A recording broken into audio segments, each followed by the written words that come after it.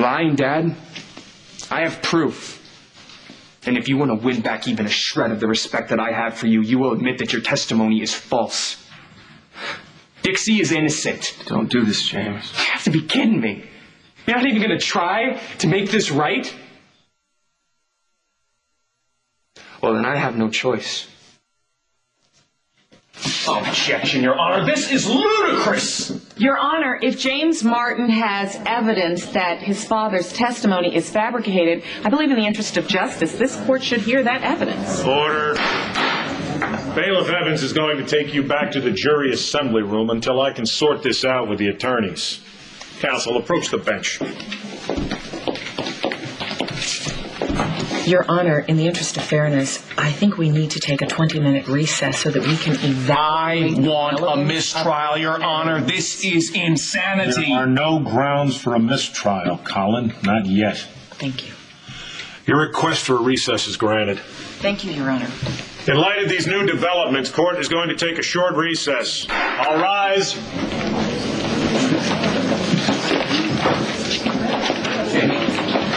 Baby? What is this about? No. Look, I can't do this right now, Pop. Just let me go, okay?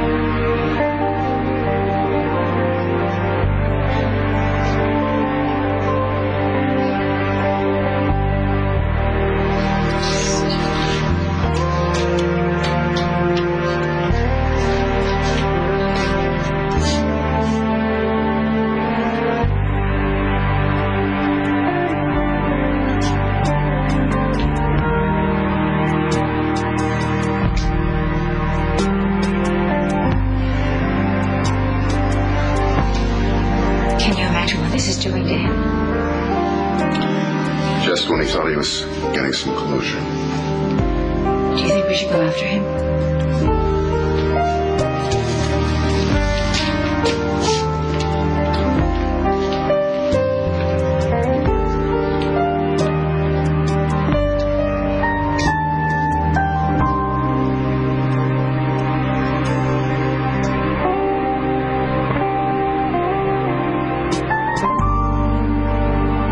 Your son is trying to pull here, Martin.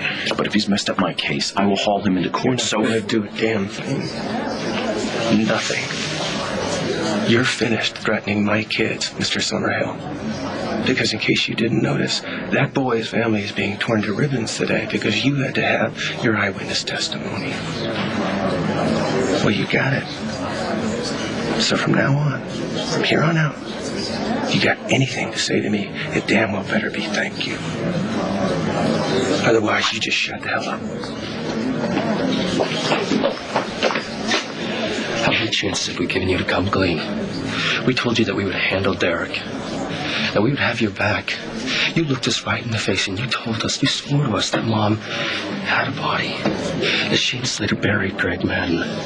No room for doubt. I mean, how could you do it? How could you lie to us? How could you ruin my Mom? Actually, I'm kind of amazed that you didn't come up with this first. What the hell are you talking about? It's called reasonable doubt. Jamie did everything he did to put doubt in the minds of the jury, to get them to disregard my testimony. But it worked. So Jamie's the liar now? No. I'm proud of him. It was a good move on his part. I'm giving you one last chance. Because if there's the slightest possibility that we'll ever be family again, you will come clean. Right now.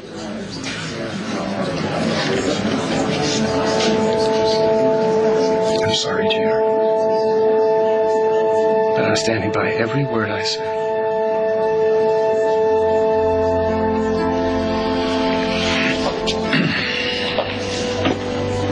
I really hate this.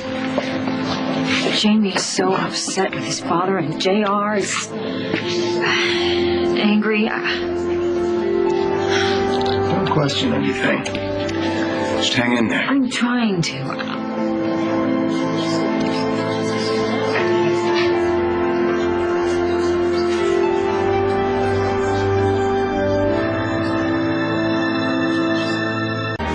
Life is a trip, isn't it?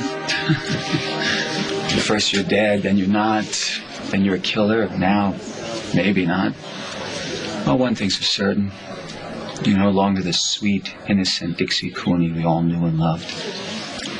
Well, it's just too bad. You're still the same selfish, manipulative man you were when I left town. I guess some things never change. Oh, you see, you're wrong, Dixie, because I have changed. You changed me when you blew me off for Zach.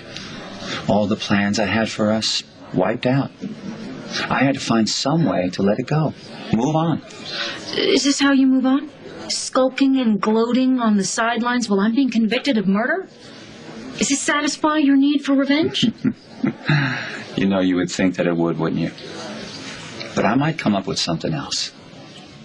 I apologize for the earlier interruption, and I thank you all for your patience. Now, as we move forward, I remind you to focus only on the sworn testimony in this case. The earlier accusations from James Martin toward his father have been stricken from the record and should not have any bearing on the outcome of this trial. Is that understood? Now, Mr. Summerhill, I understand that Tad Martin has been removed to the witness waiting room. Is that correct? Yes, Your Honor. Ms. Cuddy, you may proceed. Thank you, Your Honor. In light of the recent developments, the defense would like to call a rebuttal witness to Tad Martin's testimony, Mr. Daniel Kagan. Objection. Overruled. I want to hear from your witness. Thank you, Your Honor. Would you please state your name for the record, sir? Daniel Kagan.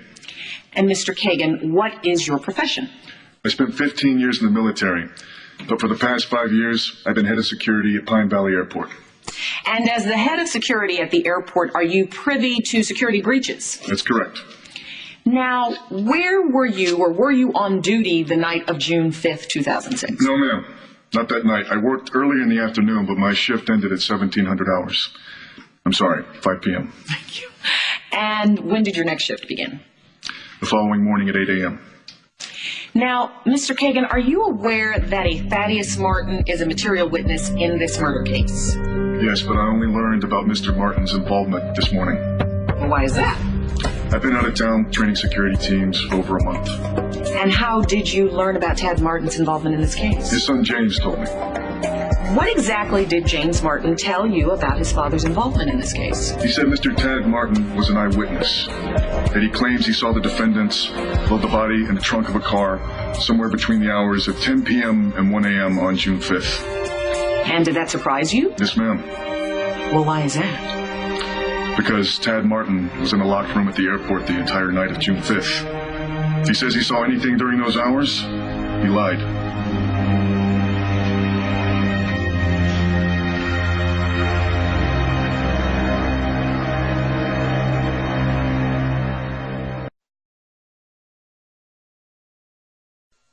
Your Honor, please. The defense has rushed to put this man on the stand.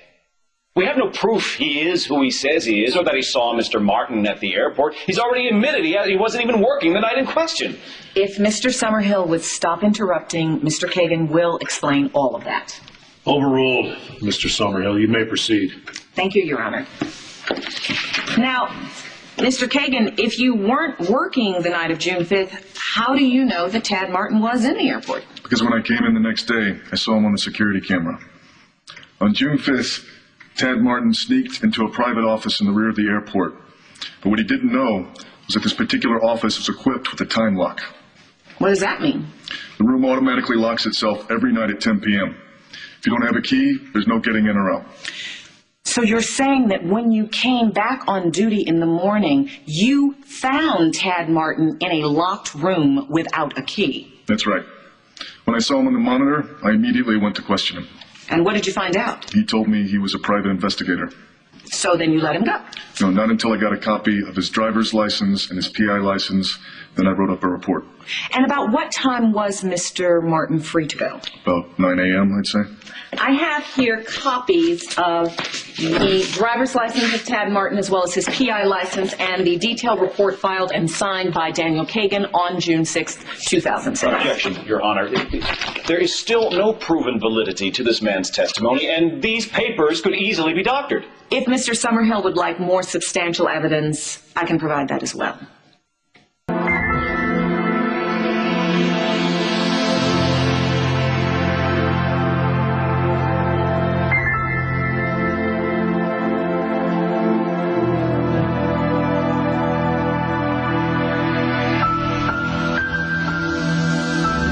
Mr. Kagan, can you please tell this court what we are seeing? This is security footage of Mr. Martin in the airport room on the evening of June 5th. 2100, 59, 57, 20. 10 p.m. is the time you say the doors lock. Yes, ma'am.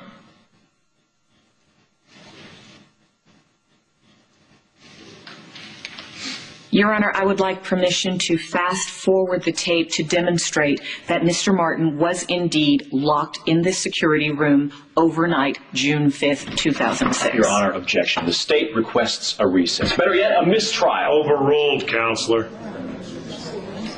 Thank you, Your Honor.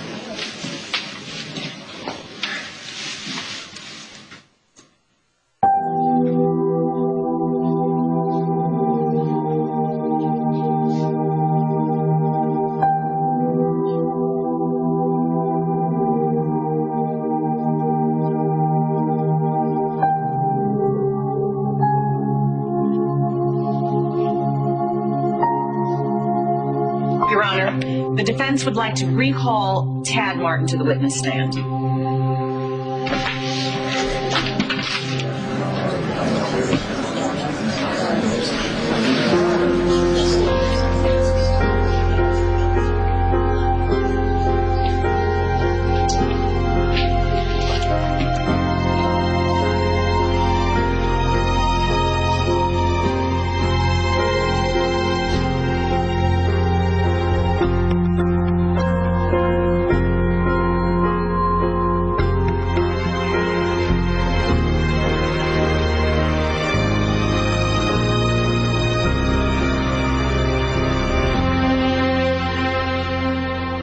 Mr. Martin, I would like to remind you that you are still under oath. I'm aware of that.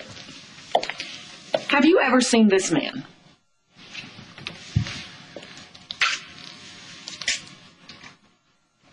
Never. Mr. Martin, where were you the night of June 5th, 2006? Objection asked and answered. Overruled. Mr. Martin, I assume you're aware the court imposes a severe punishment for perjury? Yes, sir. And I advise you to think hard before answering Ms. Cudahy's question. Where were you the night of June 5th, 2006? I don't understand this. I've already testified. I was at the airport. Where at the airport?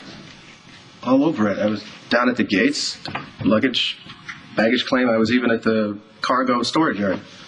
And how long would you say you were at the airport? About an hour, maybe more. I didn't have a watch. I don't know. I don't remember the exact time. And is it still your testimony that when you left the airport, you witnessed my clients in the commission of a crime in a remote parking lot? Yes.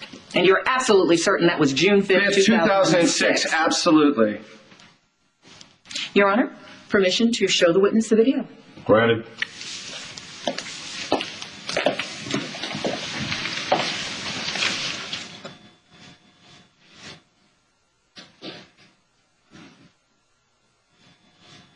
Mr. Martin, are you familiar with this video footage?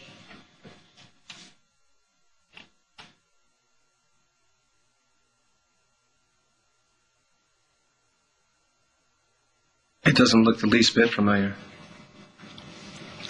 So are you saying that that's not you in that videotape? That's exactly what I'm saying. Well, that is video footage of a locked room in the airport. No. The entire night of Counselor, June you're wrong. 5th, 2006. That is a very convincing fake. No, it's good. I mean, it's good work. I'll give you that much. As a matter of fact, I can even understand why my son would fall for it, but it doesn't change the fact that it's phony. You think I would be doing that the same night that the man that stole my daughter disappeared? That never happened. Did you mourn the loss of your daughter? Objection. Irrelevant. Question? Overruled. Answer the question, Mr. Martin.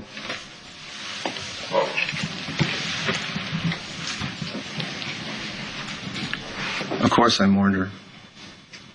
So much that you lied to this court today. Objection. Overruled, Counselor. No. Isn't it true that you never wanted a child? Objection. Overruled. Answer the question. I am answering the question. I didn't want Dixie to jeopardize her health by having a child. But then again, I was never told she was pregnant until well after the fact.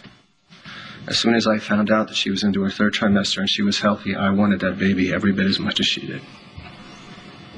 Did you name your daughter? Objection, Your Honor. Relevance. Overruled, Counselor, and I suggest you sit down and stop interrupting. Kate. Our daughter's name is Kate. Mr. Martin, your son James has called you a liar. An independent, unbiased security officer has said that you have lied to this courtroom today. And this footage supports both of them. Fake. I'm not the liar here, Livia. Do you want me to make it easy for you? Okay. Dixie Cooney Martin and her lover, Zach Slater, killed a man. They buried him alive. Now, if you went around this courtroom calling me a liar, you think that's going to help your case, you go right ahead and knock yourself out. But I know what I saw that night, and so do they. My conscience is clear.